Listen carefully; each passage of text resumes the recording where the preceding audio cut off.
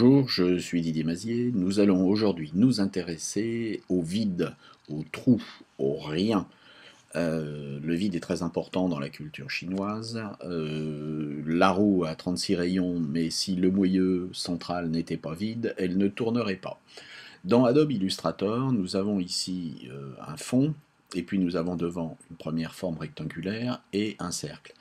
Nous pouvons considérer que cet objet ici, pour l'instant, n'est qu'un rectangle. Si nous voulons obtenir un trou à l'intérieur du rectangle, nous allons sélectionner les deux éléments, c'est-à-dire le rectangle et le cercle, et dans le menu Objet, nous allons créer ce qu'on appelle un tracé transparent. Et vous voyez que maintenant, on a obtenu un vide au milieu de l'objet. Nous allons en particulier voir comment appliquer ce système de vide à la création de logos à partir de texte. J'ai pris comme exemple le logo de VDM. Nous avons 3 lettres et une lettre centrale. Bon, apparemment, ce logo a été fait un petit peu à la va-vite. Bien qu'il ait évolué récemment, il n'utilise pas cette notion de vide. Alors, j'ai réalisé à partir de 3 lettres un texte identique, VDM. Je l'ai à peu près positionné de la même manière et nous constatons que au niveau de l'objet, on a bien un tracé transparent. C'est-à-dire que là, on peut maintenant annuler ce tracé transparent. Donc lorsque vous vectorisez du texte et que vous le transformez en dessin, qu'il n'est plus lié à une typographie, on peut modifier sa forme, on a bien créé un tracé transparent. Nous allons annuler ce tracé transparent. Annuler. Et une fois que c'est fait, nous voyons que le dé n'est plus transparent. Néanmoins, les différents objets sont toujours associés. Nous allons donc les dissocier de manière à rendre indépendants les différents éléments. Et puis pour l'instant, nous n'avons pas forcément besoin du dé, donc nous allons le descendre et nous allons combiner le V et le M en une seule forme. Pour ce faire, nous allons supprimer ce segment. Donc nous le sélectionnons avec l'outil de sélection directe, nous sélectionnons ce segment, nous le supprimons, et nous allons sélectionner ce deuxième segment que nous supprimons également. Nous allons ensuite prendre le coin du V et le tirer jusqu'au M, faire exactement la même chose pour le bas, et nous allons maintenant, à l'aide d'un outil que vous connaissez bien ou pas, qui est le Pathfinder, réunir ces deux objets en un seul. Alors on peut, si on veut finasser, supprimer, donc avec l'outil plume, suppression de points d'ancrage, supprimer des points d'ancrage inutiles. Par exemple, ce point d'ancrage est inutile et ce point d'ancrage est inutile. Et nous avons maintenant un bloc, un seul bloc. Alors ce bloc n'est pas pour l'instant un tracé transparent en tant que tel et on n'en a pas vraiment besoin. Nous allons remonter le dé ici. Pour éviter d'avoir des liserés, nous allons faire une petite transformation mise à l'échelle de manière à agrandir légèrement le dé à 101 ou 102%. Et nous allons maintenant vérifier qu'il est bien en premier plan.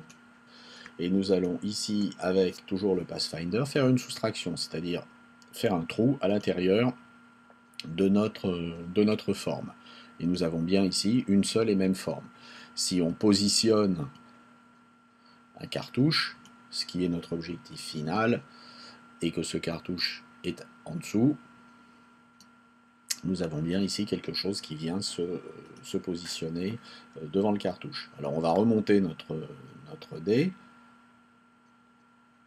et nous allons ajouter cette forme au reste de la forme. Donc nous allons prendre notre forme globale, et nous allons prendre le dé, et nous allons ici, toujours avec le Pathfinder, réunir de manière à faire une forme composée.